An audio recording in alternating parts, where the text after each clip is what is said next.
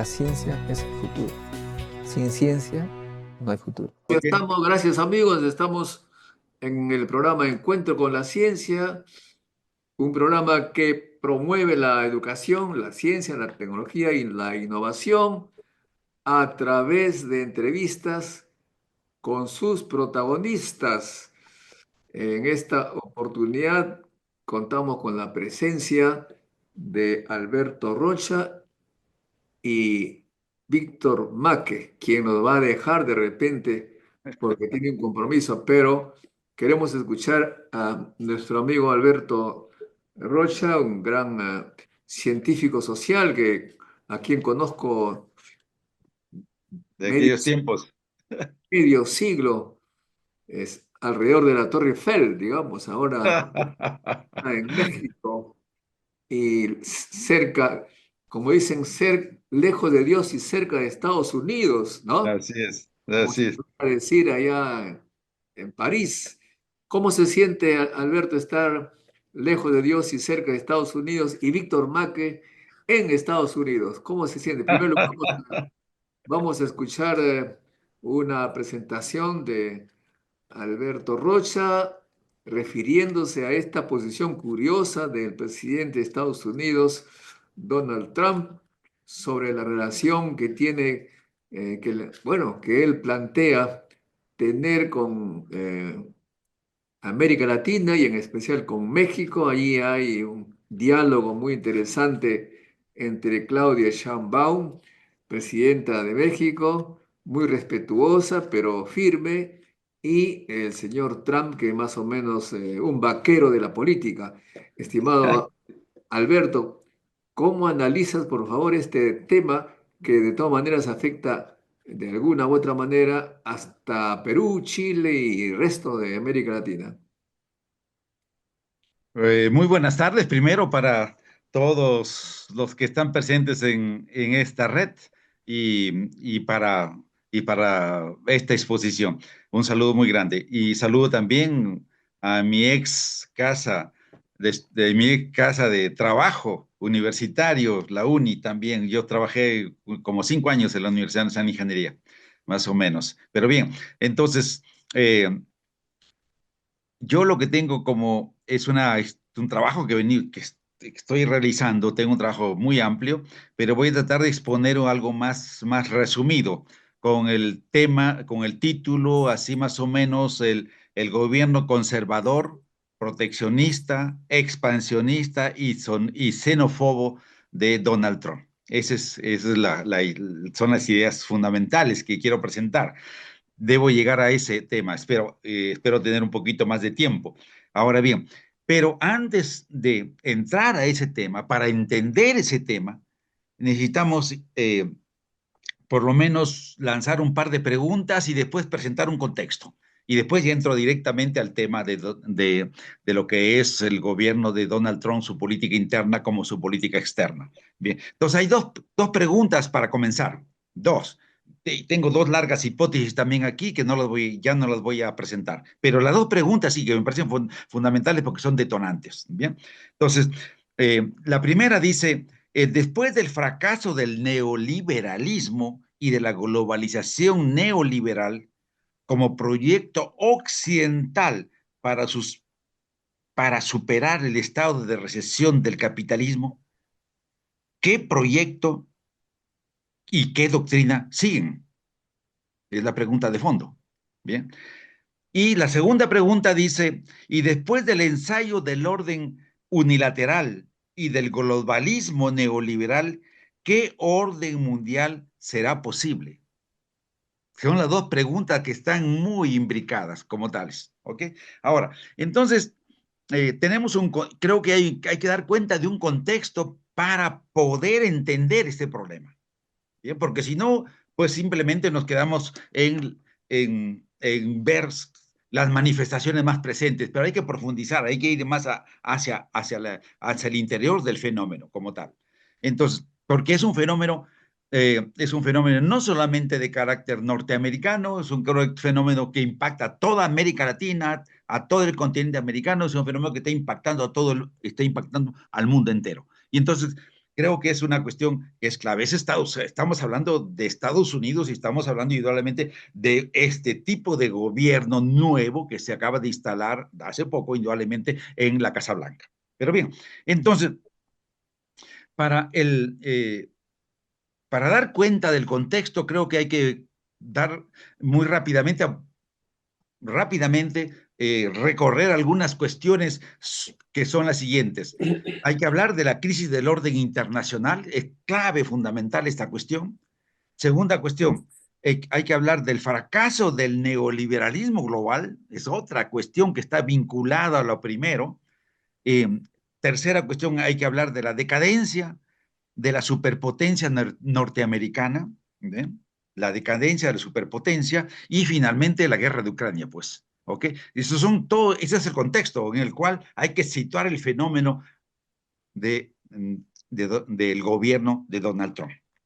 Bien, entonces, eh, veamos rápidamente la crisis del orden internacional fundado en 1945, después de la Segunda Guerra Mundial. Bien, aquí que estamos. Voy a presentar los problemas nomás. No me voy a quedar, no me voy a detener, porque si no, cada uno de esos son temas grandes, ¿bien?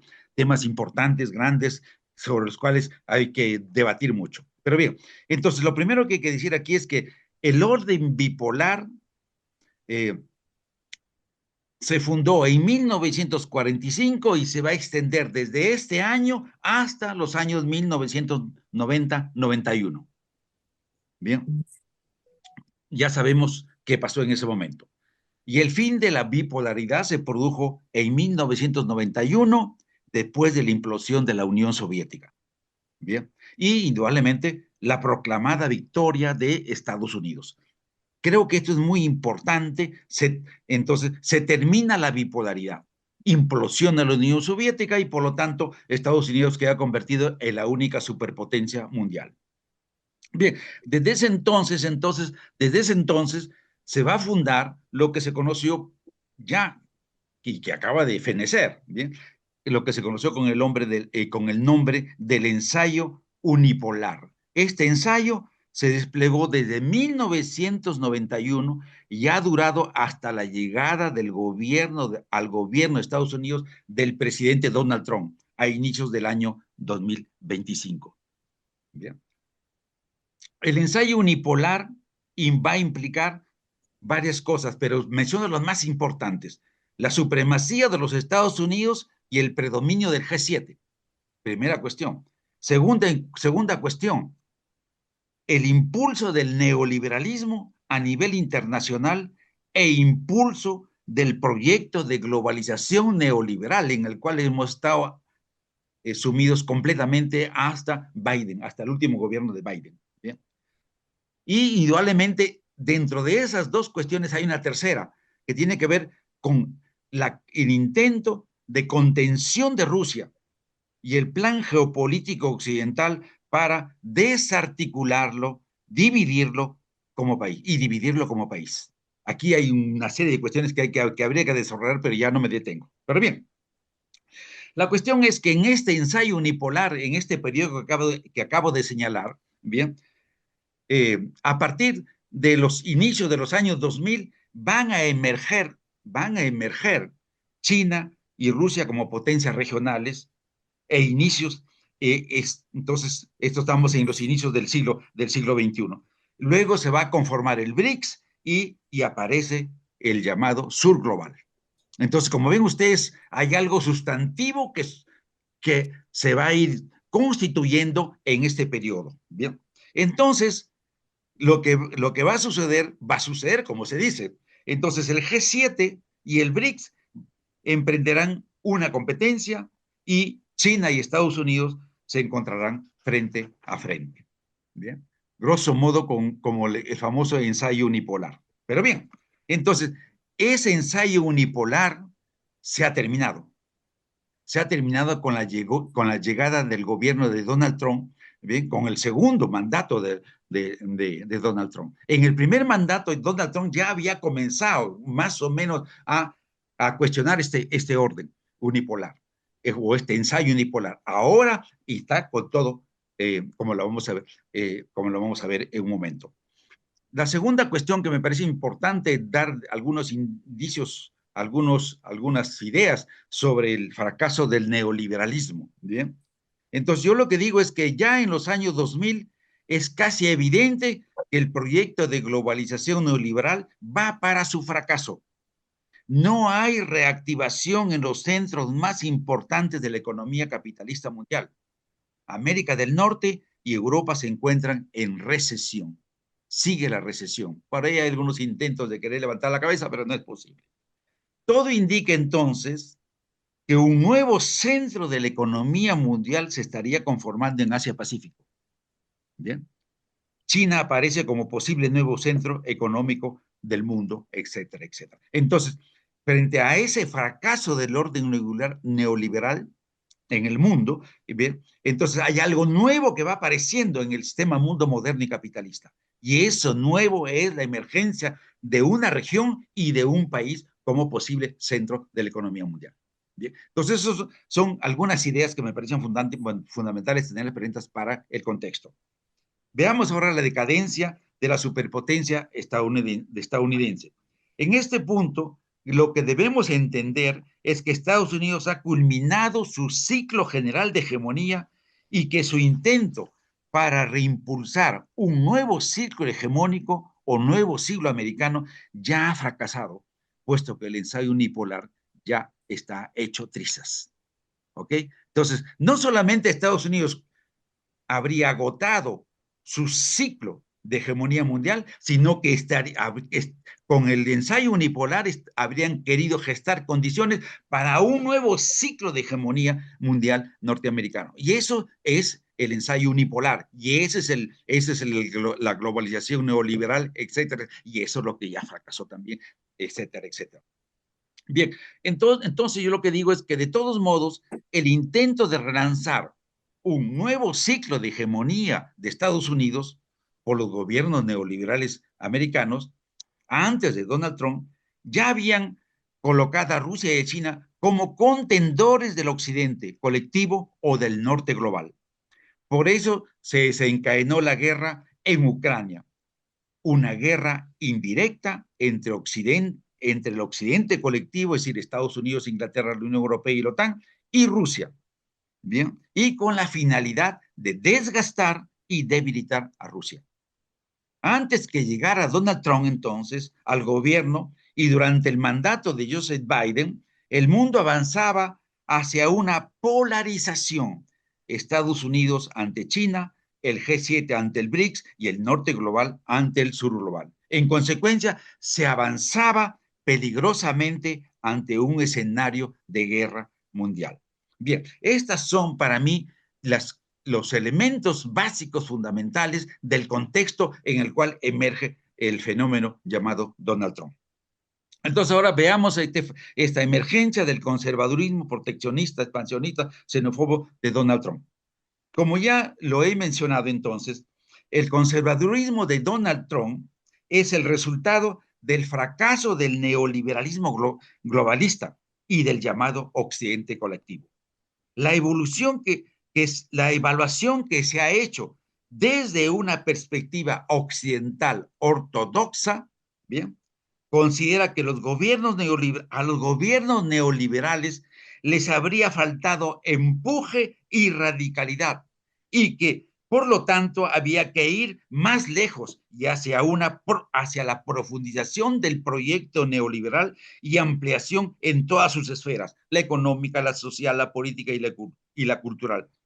Todo esto debería ser puesto al servicio de la acumulación del capital y de la dinamización del sistema capitalista a nivel nacional e internacional.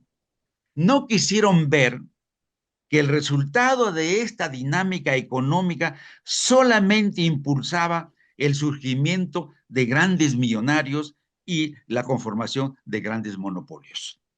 Y esto, sin duda alguna, por encima de las grandes mayorías nacionales en cada uno de los países del mundo y provocando el empobrecimiento general de los pueblos, de las clases medias, de los sectores populares y de los trabajadores. ¿Ok? Punto de partida, entonces. Vamos, rasgos importantes del gobierno de Donald Trump. Punto de partida. en el inicio de la campaña presidencial de Donald Trump, se encuentra una evaluación general de su país. Dice así exactamente, en uno de esos documentos básicos fundamentales. Estados Unidos es una nación en grave declive, es reconocido por ellos mismos como tal. ¿Bien? De ahí los lemas de campaña. Hagamos que América sea grande otra vez y América primero, que Donald Trump lo lleva en su casqueta como lema. Muy bien. Veamos algunos rasgos en lo ideológico. Aquí algunas ideas. Libertad total del capital.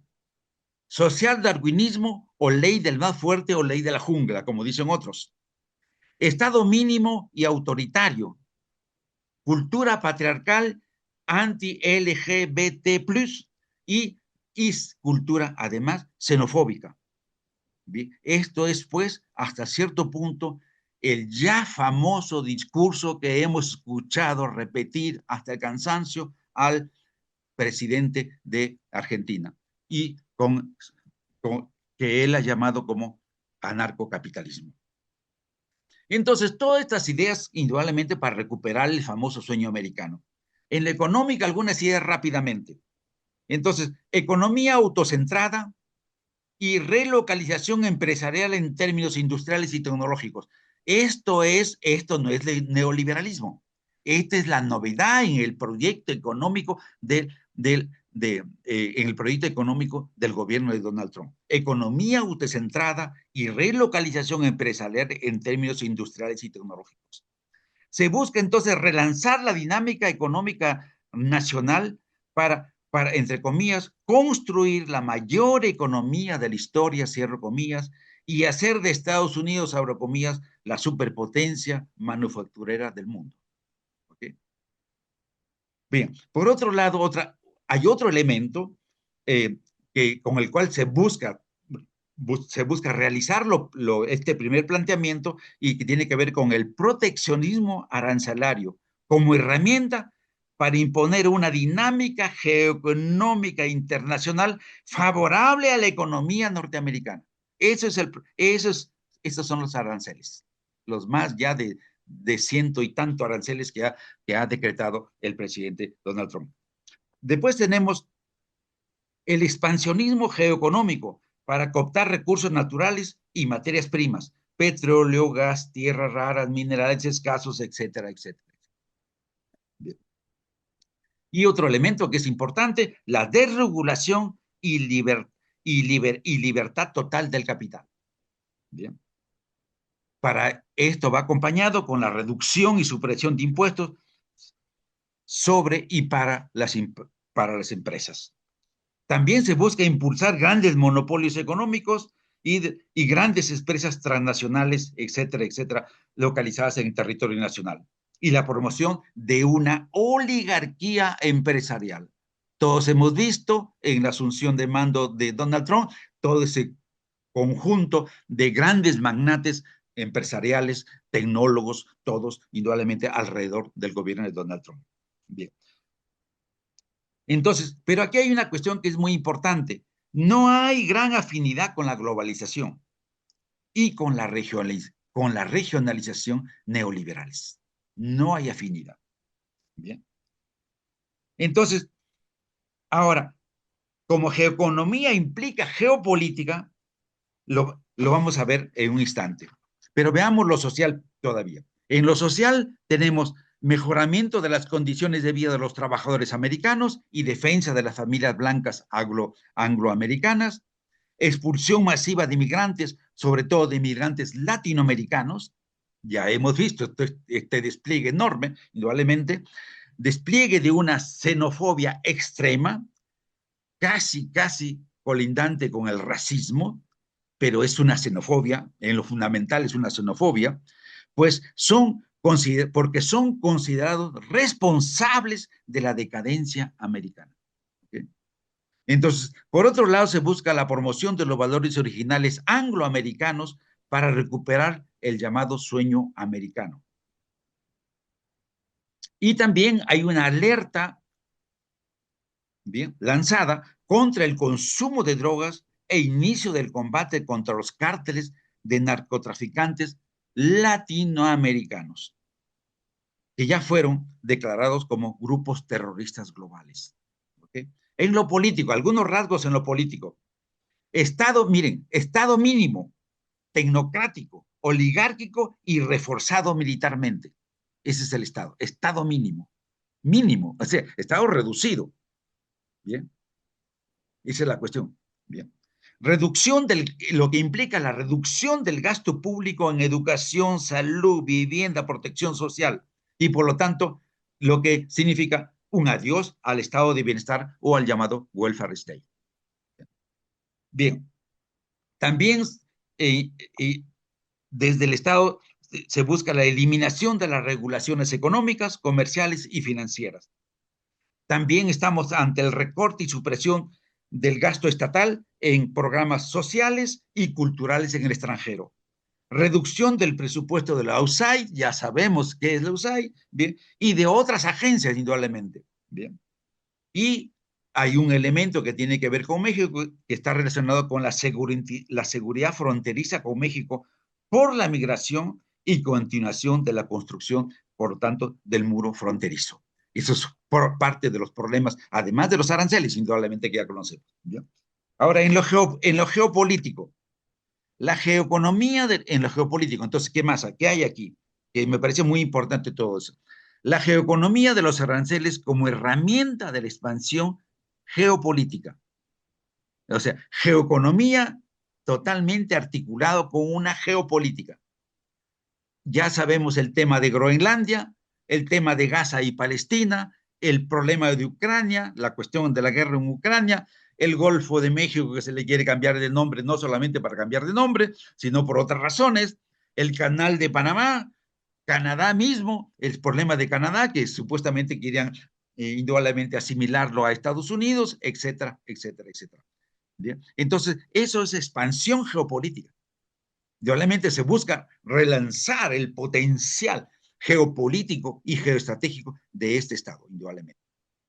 Bien, por otro lado, Donald Trump está propiciando la salida de instituciones, de algunas instituciones internacionales, como la OMS, la UNESCO, el TPI, ¿bien? El TPI, el Comité de Derechos Humanos de la ONU y otros.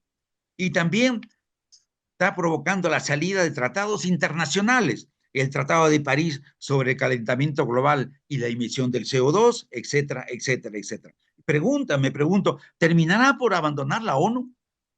Como pretenden ya algunos senadores conservadores republicanos. Al parecer ya habría un proyecto al respecto.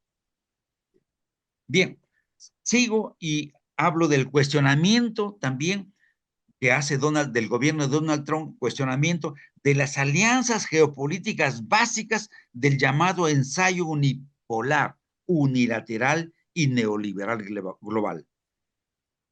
¿Cuáles? La OTAN está en cuestión.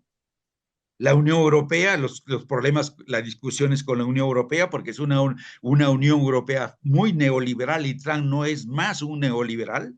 Bien. La alianza transatlántica con Inglaterra indudablemente también, porque Inglaterra, el nuevo primer ministro Starmer no es totalmente afín a las políticas de Estados Unidos. Alianza, también el cuestionamiento con la alianza de los cinco ojos, Canadá, Inglaterra, Australia, Nueva Zelanda, también por las mismas razones. Pero bien, indudablemente, incluso está planteado el problema de la continuidad del G7. Bien, ¿habrá continuidad del G7? Cuando vemos que todas las negociaciones de Donald Trump van con Rusia directamente, a pesar de los problemas. Entonces, como ven ustedes, bien, todas estas instituciones que eran importantes y fundamentales en lo que era el ensayo unipolar neoliberal, todo eso está siendo cuestionado, etcétera, etcétera. Entonces, estamos también ante el acercamiento, bien, y negociaciones con Rusia sobre la guerra en Ucrania. En general, se estaría buscando la paz en este país y en dicha región de Europa, de Europa Oriental. Las negociaciones indudablemente están abiertas y siguen su curso. La Unión Europea y Ucrania no fueron convocados a la mesa de negociaciones entre las dos delegaciones diplomáticas de Estados Unidos y Rusia en Arabia Saudita. De ahí la resistencia de los países muy importantes de la Unión Europea y del mismo Zelensky. ¿Okay? La resistencia a ese intento de generar un acuerdo para la paz en Ucrania. Entonces, por otro lado, estamos frente al apoyo total de Estados Unidos al despliegue geopolítico y militar de Israel sobre Gaza y Cisjordania. Todo indica que Estados Unidos trata de instalarse en Gaza, es decir, posesionarse en el Medio Oriente. Todo esto ha llevado al conflicto ya muy, muy avanzado de Estados Unidos con Yemen e Irán. Bien, etcétera, etcétera. Y entonces los BTs dentro del problema como tal. Y eso está vinculado con Gaza y Palestina, etcétera, etcétera. Pero bien, ahora bien, y también estamos ante la distancia y confrontación inicial con China, que también ha sido amenazada con aranceles. Bien. Pero el tema de Taiwán hasta el momento no ha cobrado mayor actualidad, pues con Biden era un foco potencial de guerra, etcétera, etcétera. En cuanto al BRICS, los ha amenazado con represalias arancelarias si echan a andar una moneda alternativa al dólar. Bien. Y después hay una relación pragmática con América Latina en función de los intereses nacionales de Estados Unidos, indudablemente. Se ha usado el acoso de los aranceles, ya no menciono los países de los cuales ha amenazado con aranceles y ha buscado aplicar aranceles, tasas arancelarias. No ha apoyado directamente a los gobiernos conservadores de la región, más bien últimamente vemos que hay una confrontación con el gobierno de Milei de Argentina, ¿bien? Y tampoco se ha confrontado directamente con los gobiernos progresistas, mismo sí con Maduro hubo un primer entendimiento para la explotación del petróleo y después eso llevó a un distanciamiento y ahora al parecer están volviendo a las pláticas nuevamente, no sabemos. Más bien digo, ha tratado de negociar con algunos de estos gobiernos progresistas, aunque todo indica que la amenaza arancelaria sigue vigente. Pero hay un hecho que es terrible, ¿no? Que es la reincorporación de Cuba a la lista negra de países promotores del terrorismo, ¿no? Esto me parece extremadamente criticable. El gobierno de Biden al final, en su último momento, bien, sacó a Cuba de esa lista y del gobierno de Donald Trump la acaba de la ha reincorporado nuevamente, lo que es sumamente criticable. Muy bien, algunas conclusiones a modo de cierre y ya, y dejo de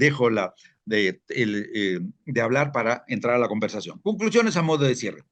Yo digo que se ha cuestionado el ensayo unipolar y el orden unilateral impuesto por los gobiernos neoliberales estadounidenses. Este supuesto orden unipolar, con su norte global neoliberal, se ha terminado. Bien. Mismo si la Unión Europea se resiste a admitirlo, pues quisieran continuar actuando de manera subordinada a aquel orden pasajero del ensayo unipolar, unilateral y globalista neoliberal de manufactura estadounidense. Una segunda conclusión, y ya casi con eso termino, la guerra en Ucrania y su finalización es el tema central de la agenda internacional y el tema clave de las negociaciones abiertas entre Estados Unidos y Rusia en Arabia Saudita. Como Ucrania y la Unión Europea no fueron convocadas a la mesa de negociaciones, se han declarado opuestas a este proceso diplomático. Los líderes europeos y Zelensky se han manifestado contrarios y por la continuación de la guerra, aunque el proceso siga abierto y por lo tanto siga el proceso de negociaciones, etcétera, etcétera, etcétera. Tercera y última, ya digo, conclusión, muy posiblemente la finalización de la guerra en Ucrania será un primer hito importante en la configuración de un posible nuevo orden mundial.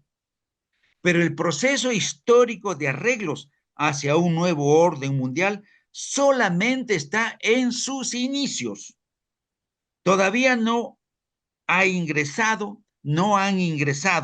al juego geopolítico y geoestratégico los BRICS como parte del sur global. Entonces, no se puede hablar de la formación de un G2 o de un G3 como algunos autores ya lo vienen avanzando. Pienso que todavía esto es muy temprano. El problema hacia la conformación de un nuevo orden mundial sigue abierto y por lo tanto vamos todavía a ver muchos problemas de por medio, etcétera, etcétera, etcétera. Muchas gracias. Muchas gracias, Alberto. Bueno, los comentarios de nuestro amigo Víctor Maque, también científico social desde Estados Unidos, puneño, para ser más exactos. Te Muy escuchamos, bien. Víctor.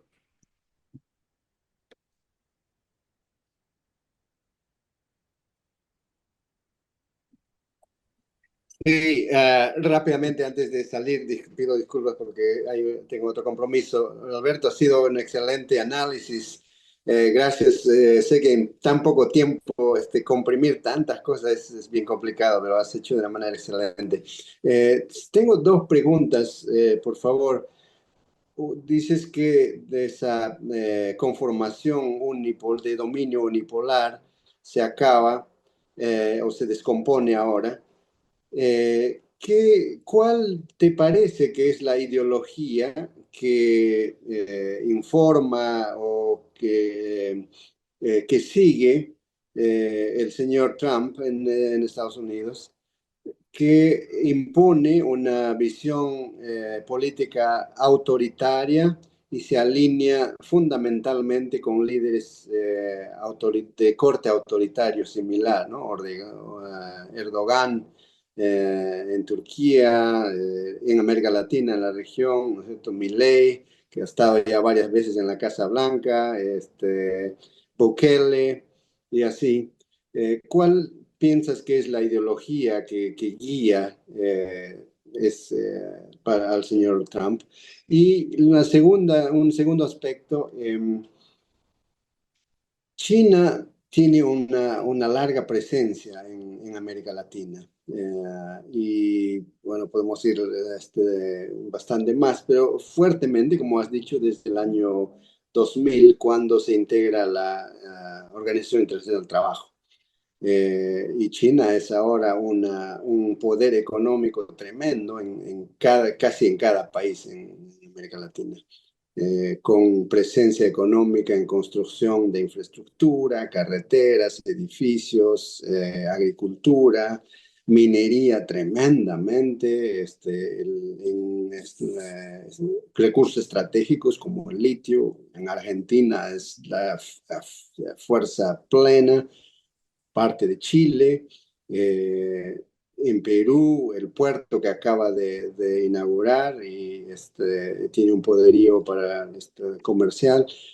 Eh, ¿Tú crees, Alberto, que eso es una constitución de un polo de poder que compite, no sé si de manera bipolar, pero es el enfrentamiento entre Estados Unidos y China a nivel económico y político y a veces hasta con algunas chispas a nivel militar?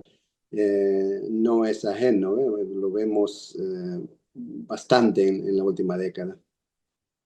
Tus comentarios sobre eso, por favor, muchas gracias. Sí, bueno, muy bien, muchísimas gracias, Víctor.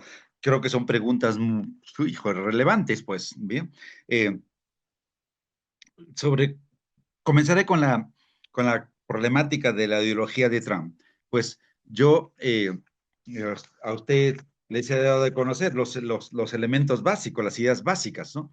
Yo digo que hay hay un intento de dar un salto mucho más lejos del neoliberalismo. Es decir, eh, y entonces por eso estamos frente a un gobierno conservador, tal y conforme yo lo he definido, conservador, indudablemente proteccionista, expansionista y xenófobo, es lo que he dicho. Bien. Indudablemente, como a nivel internacional, supremacista. Bien, eso es esa es la combinación, esa es la combinación del conjunto de variables, indudablemente, que conforman este pensamiento trumpiano.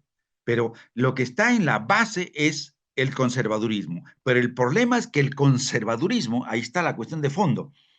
Bien, el problema es que el conservadurismo no tiene una doctrina económica propia, no la tiene. Entonces, cuál es la doctrina? La doctrina es tratar de llevar al neoliberalismo a su enfoque más extremo que decir la ley del capital para el capital y solamente el capital, acumulación de capital. Y entonces, eh, eso tiene consecuencias enormes, indudablemente, que es de alguna manera lo que Milei ha pregonado en Argentina, etcétera, etcétera, etcétera. Bien, pero bien, entonces no hay una doctrina económica, digamos, original, nueva, no la hay.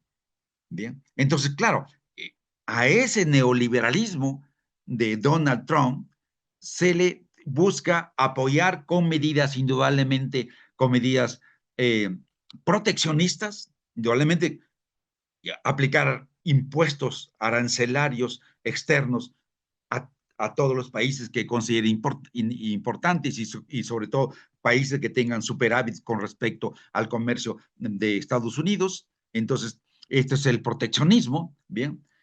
Pero además de eso, buscando la relocalización de las empresas norteamericanas que todavía están hacia afuera, pero están afuera. Pero el problema es que una cosa es el proteccionismo, que de alguna manera tiene algo de nacionalismo, aunque yo me resisto a hablar de Trump como un gobierno nacionalista, ¿bien? Me resisto a eso, pero en todo caso, proteccionismo, sí, completamente, etcétera, etcétera.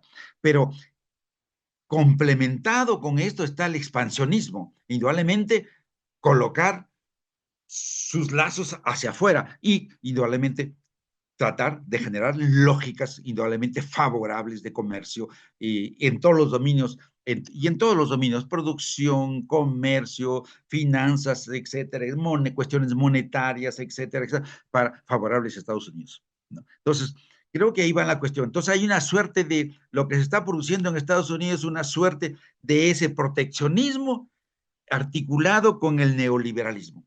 Ahí eso es lo que se está produciendo. Y a eso todos los demás elementos que yo he mencionado en términos económicos, sociales, políticos, sociales, ideológicos y geopolíticos, indudablemente. Bien.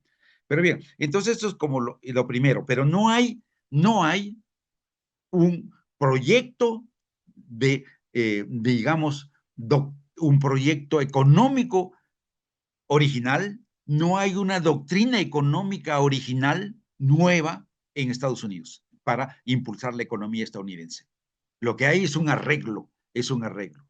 Entonces la cuestión es, y la pregunta es, puesto que estamos hablando de Estados Unidos, yo pienso que podemos hablar así ya, del ex centro de la economía mundial, ¿no es cierto? Entonces la cuestión es entonces, ¿y dónde hay una nueva teoría? ¿Dónde hay un nuevo proyecto? Un nuevo proyecto económico para impulsar el desarrollo del capitalismo, etcétera, etcétera, etcétera. Esa es la pregunta que está planteada, indudablemente. Y eso nos lleva indudablemente a China. ¿Bien? Eso nos lleva a China, definitivamente, ¿no? Y entonces, bien, aquí creo que ya es conocido esto, es decir, que China se ha ido juntamente con Asia-Pacífico, pero fundamentalmente China se ha ido convirtiendo en un nuevo centro económico del mundo. Cuando digo nuevo centro económico del mundo, estoy hablando en términos productivos, en términos comerciales, bien, en términos financieros, no digo en términos monetarios todavía, indudablemente, ¿no? En términos financieros. Es decir, China tiene un control ya, bien, porque ellos son los que lo impulsan y por lo tanto lo manejan y lo controlan, bien, del proceso geoeconómico mundial. Recuerden ustedes que el sistema mundo moderno y capitalista desde sus orígenes, es impulsado por tres grandes dinámicas, grandes dinámicas: la dinámica geoeconómica, la dinámica geopolítica y la dinámica geocultural. Y entonces, por lo tanto, un Estado se vuelve y hegemónico, por lo tanto, y impulsa su ciclo de hegemonía mundial si es que indudablemente controla e impulsa esas tres dinámicas desde su respectivo país, que se ha convertido en el centro de la economía mundial. Ese es el sistema mundo moderno y capitalista. Pero eso, como Estados Unidos ya no es más el país hegemónico, ni Estados Unidos tampoco es el gran centro de la economía mundial ya, entonces, ¿qué cosa quiere decir? Que esos procesos se están dislocando, que esos procesos, esas tres dinámicas que acabo de mencionar, ya no están centradas totalmente en Estados Unidos. Entonces, yo, por ejemplo, sostengo, y hay otros autores que lo dicen también, que la dinámica geoeconómica ya está totalmente, si lo puedo decir así de manera muy elemental, está en manos de China. Bien. La geoeconomía está siendo controlada por China, por eso es que China está presente prácticamente en todo el mundo, pero con los problemas que eso tiene.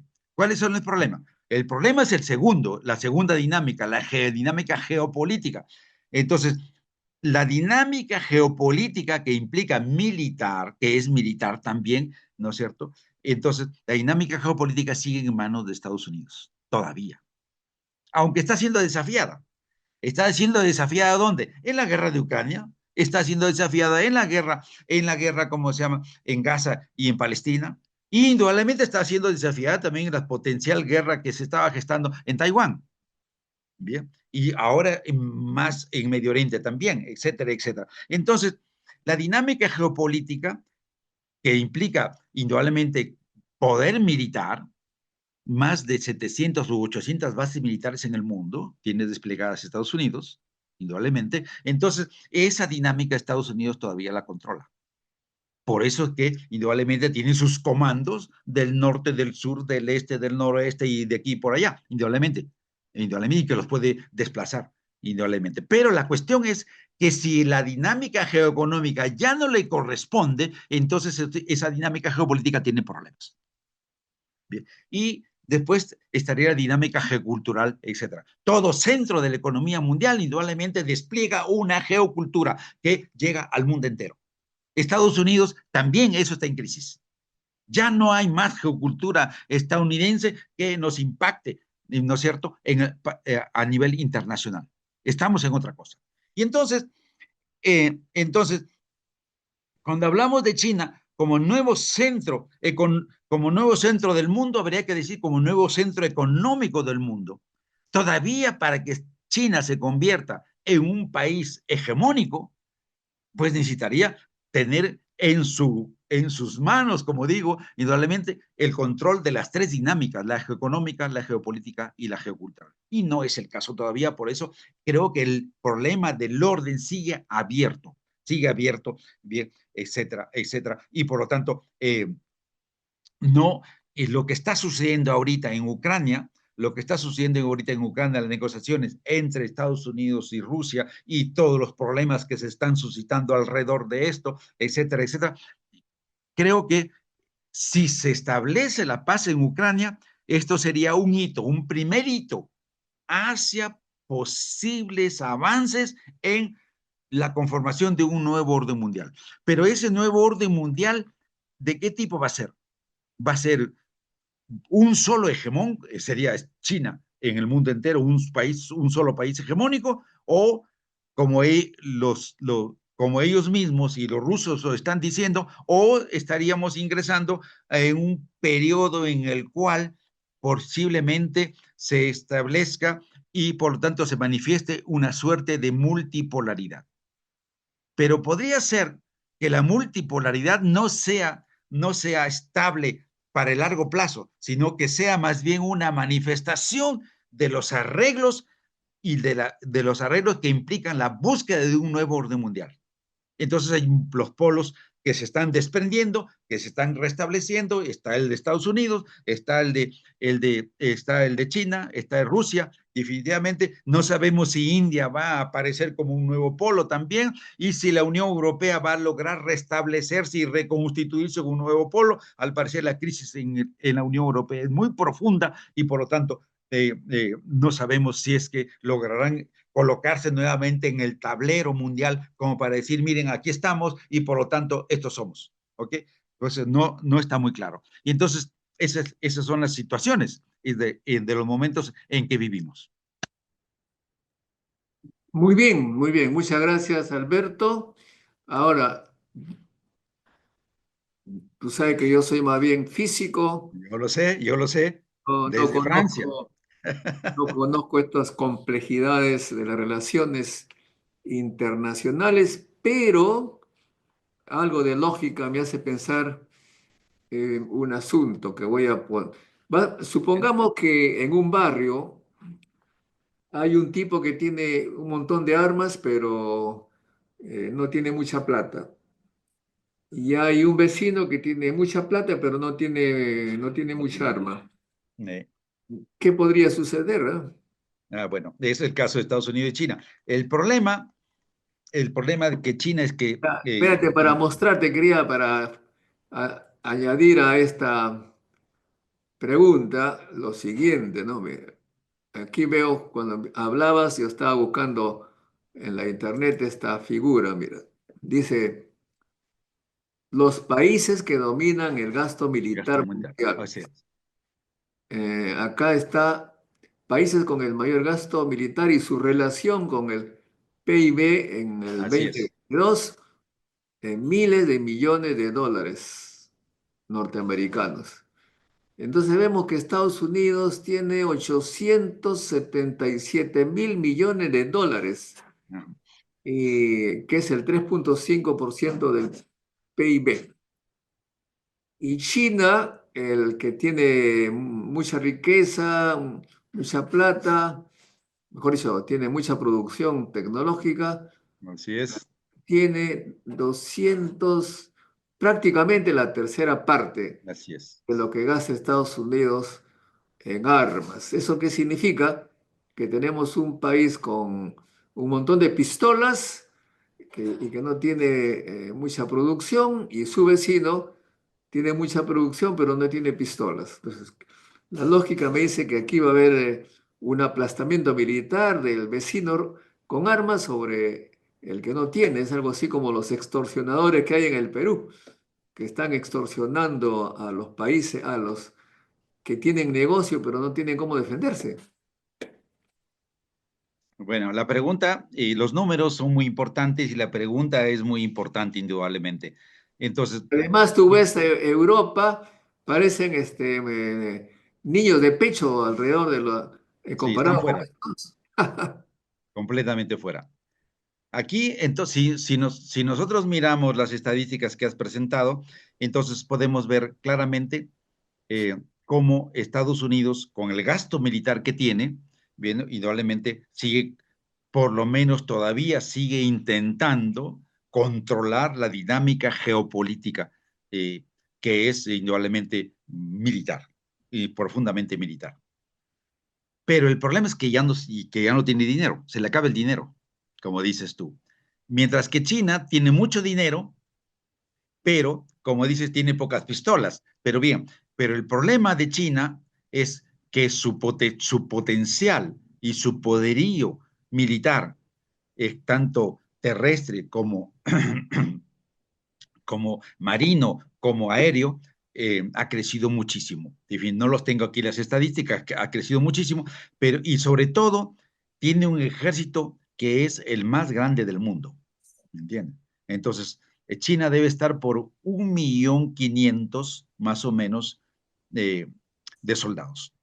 Ese es el ejército más grande del mundo, definitivamente. Ahora bien, eh, hay otra cuestión de fondo, que es lo que definitivamente equilibra el potencial y el poderío político-militar de Estados Unidos. Y esa es la alianza justamente que es muy importante entre Rusia y Rusia y China. Esa alianza esa alianza es clave, es fundamental, ¿bien? Y está en el centro de Euroasia, de alguna manera, ¿bien? Y entonces, esto es, esto es muy, muy, muy, muy importante y trascendental. Y es por eso que desde la época de Biden, la guerra de Ucrania tiene que ver con esto. Es decir, la guerra de Ucrania implicaba, sí, claro, están muy juntos, hay que separarlos. Y entonces, para separarlos, ¿qué cosa? Vamos a generar lo que se ha generado en Ucrania, con Ucrania. Entonces, hay que desgastar, hay que indudablemente debilitar a Rusia, y para eso necesitamos Ucrania, y lo usaron Ucrania, y la han usado Ucrania hasta la situación que ya conocemos en los momentos actuales. Y entonces, la famosa guerra indirecta de la OTAN con Rusia. No han logrado sus cometidos, no han podido porque Rusia se ha fortalecido aún más, definitivamente, lo que implica que la dupla China y Rusia ha salido fortalecida también, definitivamente, de estas contiendas al interior de Ucrania, etcétera, etcétera. Entonces, ya no es tan cierto, no es tan cierto, es relativo, ¿no es cierto? No es tan cierto ya en términos absolutos que China no tenga poderío militar, lo tiene. Lo que pasa es que no tiene un despliegue y por el momento no le importa, no tiene un despliegue político militar en el mundo. Es muy difícil que China logre establecer en muy poco tiempo 100, 200 bases militares en el mundo. Definitivamente es demasiado pedir. ¿Ok? Pero entre los dos países tienen un poderío militar capaz de rivalizar con Estados Unidos sin ningún problema. Bueno, entonces estamos ante la competencia, por un lado, un país súper armado, el otro que se está armando, y en lo que respecta a la producción tecnológico-comercial, China está creciendo, Estados Unidos está en retroceso al punto que, contrario a los principios con los que funcionaba anteriormente el libre mercado, más bien se vuelve proteccionista, cosa que nunca pensé que llegara a pasar, pero en fin, Así es. es una demostración de debilidad tecnológica. Así es. Y acá otro tema que es bastante complicado, me da la impresión para Estados Unidos, es que, según dicen las estadísticas, la mitad de los innovadores, los inventores, los científicos que trabajando en Estados Unidos son de origen extranjero, y la mitad Ay, de esa mitad es asiática. Esa es una debilidad estratégica bastante delicada, porque si hay además se combina con un racismo, como ha señalado, eh, daría la impresión que finalmente la gente que no es americana blanca, de repente va a comenzar a desertar y regresar a su país de origen, y ahí se le va a crear un vacío tecnológico tremendo así a es. Estados Unidos. Así Es es. por eso que veo que están haciendo propaganda diciendo, si tú tienes un bachillerato en ciencia, tecnología, te ofrecemos facilidades, etcétera. O sea, hay pues un doble discurso, porque por un lado no quieren extranjero, pero por otro lado están convocando a gente que les puede convenir para la competencia en la que están entrampados. Exactamente, exactamente. Están promoviendo visas especiales, ¿bien? Y para las empresas, por ejemplo, empresarios que quieran ir a invertir en Estados Unidos, creo que ya inventaron una suerte de carta dorada que les permite entrar sin ningún problema. Así es. Y entonces, indudablemente, siguen queriendo cooptar valores, indudablemente intelectuales, valores, técnicos, tecnólogos, etcétera, etcétera, etcétera, ¿no? Pero la cuestión es la dinámica, hay que tener en cuenta no solamente los dos países en competencia, sino también tenemos que tener presente la dinámica del sistema mundo moderno y capitalista. Y entonces, ¿cuál es esta dinámica? La dinámica, recordemos rápidamente, la conocemos, es indudablemente el capitalismo los orígenes del capitalismo en los 1450 en algunos lugares en Europa, etcétera, etcétera. España queriendo convertirse en un nuevo imperio al estilo romano, lo que va a fracasar con Carlos V, y tenemos la Guerra de los 30 años, por lo tanto, y la llegada a la hegemonía de Holanda. Holanda es el primer país hegemónico capitalista en el mundo, moderno. Y después de Holanda, cumple su ciclo de hegemonía también, ¿no es cierto? Y después llegamos a Inglaterra. Y no, ya no estamos en la Guerra de los 30 años, sino estamos a las guerras napoleónicas entre Francia ¿cómo se llama? Y Inglaterra, ¿no es cierto? Y después el suicidio de Napoleón ¿cómo se llama? En Rusia. Bien, entonces también es la segunda gran dinámica. Y la tercera es la que hemos conocido con Estados Unidos después de la Primera y la Segunda Guerra Mundial, etcétera, etcétera, hasta los momentos actuales.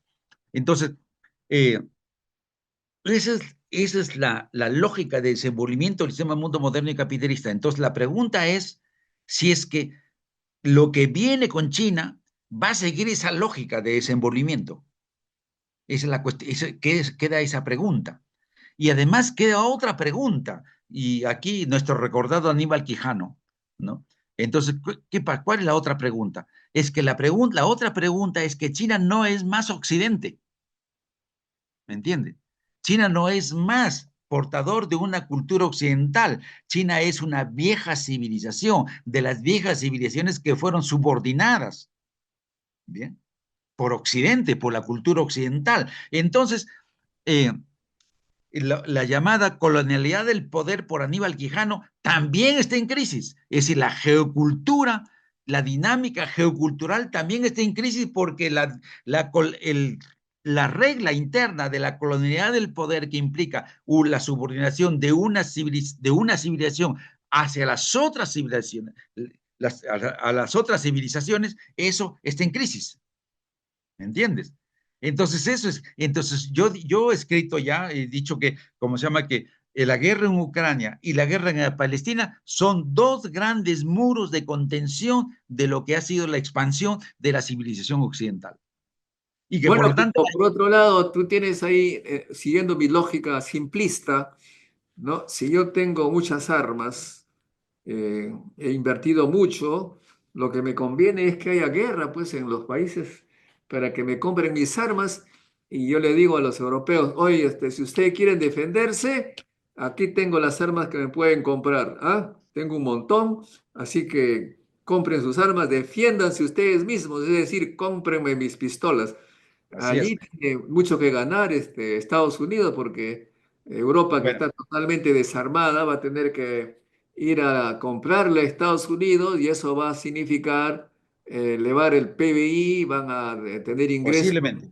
en gran De hecho, cantidad y de repente van a retomar el liderazgo económico con las armas, porque ya no venderán autos eléctricos, pero venderán cañones, misiles, etcétera, etcétera. Me parece que Estados Unidos tiene mucho que ganar ahí, ¿no? bueno, esa forma parte de la competencia. Yo digo que sigue la competencia. Entonces, si bien Estados Unidos en la dinámica, en el eje de la dinámica geoeconómica, Estados Unidos está, ¿cómo se llama?, en la retaguardia, hacia digamos, perdiendo importancia, y China va hacia adelante con todo y imponiéndose en el mundo entero prácticamente, etcétera, etcétera. Estados Unidos, para reactivar su economía, ha usado las guerras. Eso es lo que explica Ucrania, y eso es lo Pero que no explica. es que haya usado la guerra, o sea, no tiene un montón de armas y necesita que Pero, los otros países hagan guerra para venderle las armas. pero justamente la guerra implica venta de armas. Eso es. Y la venta de armas implica reactivación del aparato militar industrial estadounidense y por lo tanto de las demás empresas que lo acompañan. Entonces, Podemos decir entonces que ya dejó de ser neoliberal o que fuera, más bien parece ser un país armamentista. guerrerista, hasta cierto punto, pero eso era fundamentalmente con Biden. Ahora, con Trump, al parecer, quieren resolver el problema de Ucrania, quieren resolver hasta cierto punto el problema de Gaza, porque ellos saben que hacia adelante está el contendor mayor. El contendor No, mayor es pero Chile. ellos quieren resolver, me da la impresión, siguiendo esta lógica, entre comillas, es la guerra, pero le conviene vender armas a los Ah, alemanes, pues, a los franceses, a los indudablemente. ingleses, y Así obviamente es. para Estados Unidos, económicamente le conviene que haya inestabilidad, no solamente en América, sino en otros sitios para hacer su negocio, pues. Es cierto, totalmente cierto. Así es. Ahora bien, hay un problema para Estados Unidos que me hace recordar la guerra del opio que se dio en el siglo XIX en China. Contra China, Ha sido contra pues una China, gran... los ingleses. China ha sido una potencia, siempre ha sido la primera potencia del mundo, salvo un siglo que fue el siglo XIX, Ujú. porque precisamente le hicieron la guerra del opio y la invadieron. Así Y es. la guerra del opio, y precisamente eso me parece que está viviendo también Estados Unidos Pues porque sí, es un pues, gran consumidor de drogas. de drogas y también comenzó eso en el siglo XIX, en la guerra civil, ahí los soldados norteamericanos en la guerra civil tomaban, se aplicaban heroína, o sea, todo comenzó en Estados Unidos también esa adicción por la droga y hoy en día veo videos impresionantes, espeluznantes, veo los zombies de Filadelfia, una cosa que está minando tremendamente el espíritu norteamericano y obviamente ellos no pueden hacer absolutamente nada o aparentemente no pueden hacer nada por controlar ese consumo en los Estados Unidos, que es un problema social. Más bien se dedicaron en una época a imponerle mano dura, cuando todos sabemos que la mano dura no funciona, sino tiene que haber una educación, una cosa, un tratamiento social y psicológico, etcétera. ¿No crees tú que es una gran debilidad allí para los Pero norteamericanos? sí, drogas, ¿No? consumo de drogas implica decadencia social de un país. ¿Me entiendes? Esa es la cuestión de fondo. Y eso tiene que ver indudablemente con el declive de Estados Unidos como potencia mundial, como superpotencia mundial, porque como hegemón dejó de serlo ya, dejó de ser un país Claro, hegemón. porque normalmente las drogas de la gente que se deprime por falta de empleo, por no ver futuro, se mete a la droga, eso es conocido, ¿no? Así Si es. te ve, una cosa que veías, hace poco estaba estudiando este tema, eh, digamos, de lejos, pero me acordaba, y seguro que tú también, que en los años 60 en Perú veíamos los grandes automóviles Chevrolet y Ford Sí. y los Eh, vendían y los vendían a precios tan elevados que solamente los millonarios tenían esos automóviles.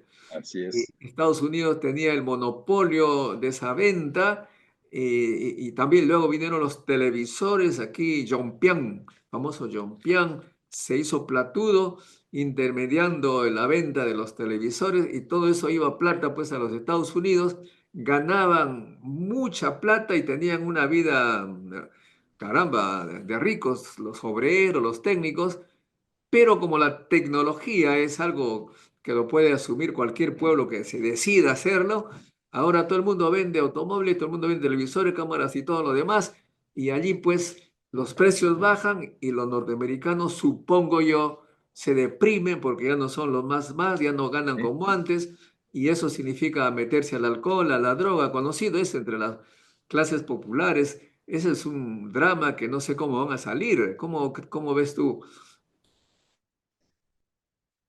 Mira, todas las potencias mundiales, todos los estados que fueron potencias mundiales y que lograron la hegemonía mundial, ya sea en Holanda, o sea, los Ya, Países lo que tú Bajos, dices, lo que Inglaterra, Estados Unidos. podríamos decir que no hay potencia que dure 100 años Ah, ni mundo que lo soporte. así es, a eso iba, a eso iba. Es decir, el problema es que no son ciclos eternos, pues, ¿me entiendes? La hegemonía no son ciclos eternos, son ciclos que van hasta cierto punto, desde el inicio, es una curva, es una curva así, ¿no? Entonces, es una curva, ascenso, estabilidad, descenso. Y eso es lo Es- que también le ocurre a las empresas, ¿no? Pero indudablemente todos sufren esa misma, todos sufren. En el ascenso, las empresas están totalmente eufóricas, haciendo ganancias, realizándose, haciendo descubrimientos, etcétera, etcétera. Me estás haciendo recordar a la Philips que estaba por todo lado y ahora, Frank, Y ahora viene, después de eso hay una estabilidad y hay después el declive, pues. Estados Unidos está en el declive completo. Y entonces eso es lo que está pasando. Y Trump es un presidente del declive de Estados Unidos. Así es. bueno, La pregunta que queda, ¿va a poder sacar a Estados Unidos de ese declive y por lo tanto va a poder relanzarlo como nuevo país hegemónico y para una suerte de nuevo siglo americano? Esa es la pregunta. Mi respuesta, y yo tengo dudas que eso suceda definitivamente, ¿no? Pero la cuestión es que yo no creo que eso suceda, pero por otro lado la cuestión es que qué es lo que falta todavía por ver para que deje de ser, para que eso no suceda, ¿me entiendes? muy bien, Enten- ahora tenemos, ahora tenemos preguntas de nuestros amigos a quienes amo tanto y que nos siguen y que conversan con nosotros, ¿te parece? bueno, con gusto, los escucho. Bueno, aquí hay un seguidor amigo que se ha puesto este lema, Dios me ama, dice. También nos saluda Murdoch Lesbian, eh, Alexander Hilario Rivera, Nancy Aguilar nos saluda, Razenik también, Jorge M99 y Dios me ama, así se llama. Muy bien, Dice, cuando Estados Unidos estornuda, el mundo entero se resfría, pero cuando China estornuda, solo se escucha un leve eco en el mercado global. Mire, eso contradice lo que tú estás, sí, yo lo sé, ¿por pero qué, qué le responderías? que los estornudos de Estados Unidos ya no son los estornudos de su época de hegemonía eh, verdadera, ¿no? Ya no son. Se acabó, eso se acabó. Bien, eso se acabó. Y por lo tanto, los estornudos de Estados Unidos ahora son estornudos más leves. Bien.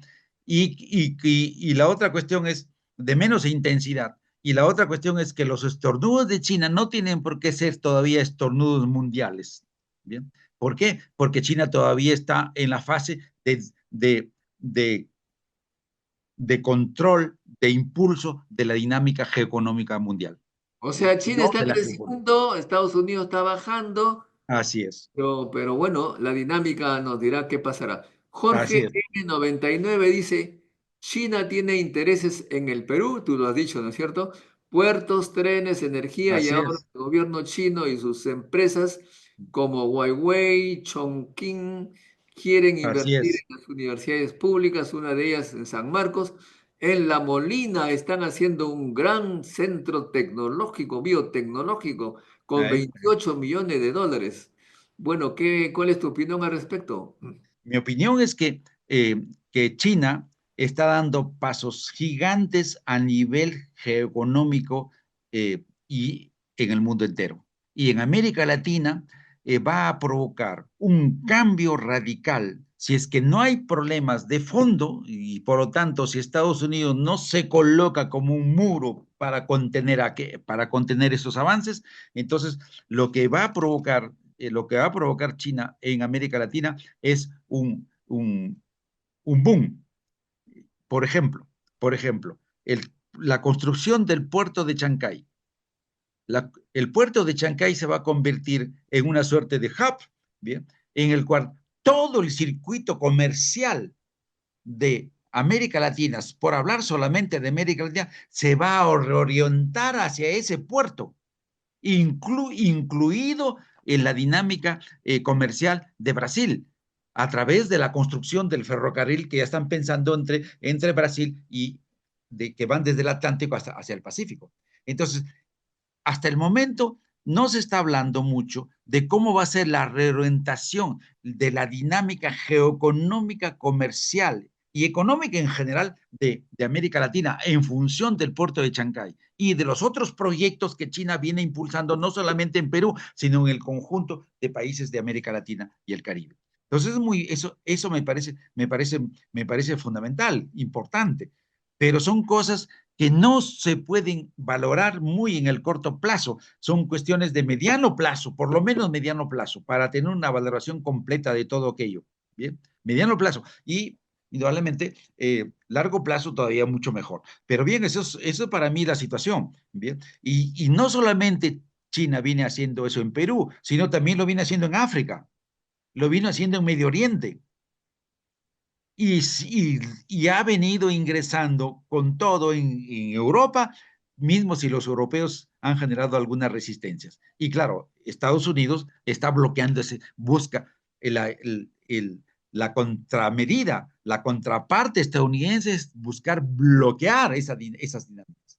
Pero el problema es Ya que, no, ya se nos pasó el tiempo, ya está, ya, pero vamos a responder vas a responder un par más. Espérame un ratito, termino. El problema es que Estados Unidos no puede bloquear ese empuje geoeconómico chino con armas. Tendría que competir en el mismo dominio y Estados Unidos no tiene con qué hacerlo. Perfecto. Aquí María, nuestra gran amiga María, dice, me pregunto, ¿cuál sería la hegemonía cultural de la China que le falta alcanzar?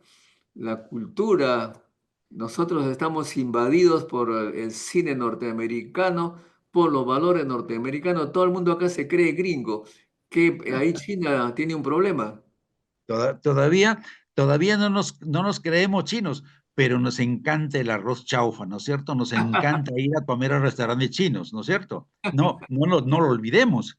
Jole, la presencia china en la cultura peruana, para no hablar de América Latina, es y muy importante. No se puede hablar de Perú sin China, definitivamente. Y más aún ahora, porque China ha logrado restablecer sus comunicaciones con todas sus comunidades que están establecidas en diversas partes del mundo. Entonces, eso es esto me parece decisivo, fundamental, etcétera, etcétera. Ahora, pero hablando de términos geoculturales, y les pido por favor valorar la importancia de los institutos Confucio, ¿bien?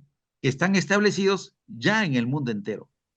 Aquí en la Universidad Ricardo Palma se tiene pues un instituto Pe- Confucio. Pero claro, y aquí en México también hay varios institutos Confucio, definitivamente. Entonces, eso es geocultura, ¿bien? Eso es Perfecto. geocultura. Además, el más grande evento, espectacular evento cultural peruano con este señor, el tenor Flores, como que es Juan Sí, Pablo claro. Flores, y, El y cantante, Miguel, el cantante de Miguel ópera. Pequesana Diego, hicieron un espectáculo hermoso en China, o sea que China sí, está claro. muy cerca. Juan Diego Flores en China. Yo lo he visto he visto por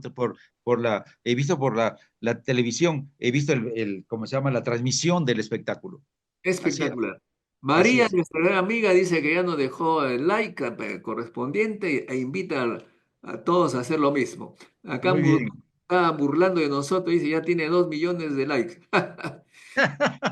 Dios me ama, dice, en el puerto de Shanghái la empresa china debe construir una planta desalinizadora para garantizar Posiblemente. agua potable para la región.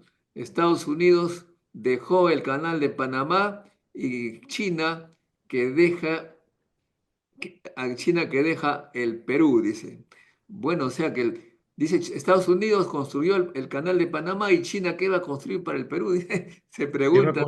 Ya construyó Chancay. Si no tienen, si no tenemos conciencia cabal de la importancia del puerto de Chancay y además la inversión que va a hacer en el puerto de Corío, en Arequipa, híjole, por Dios, eso es muy importante, porque eso va a redireccionar las dinámicas eh, productivas, las dinámicas comerciales, las dinámicas financieras y las dinámicas monetarias.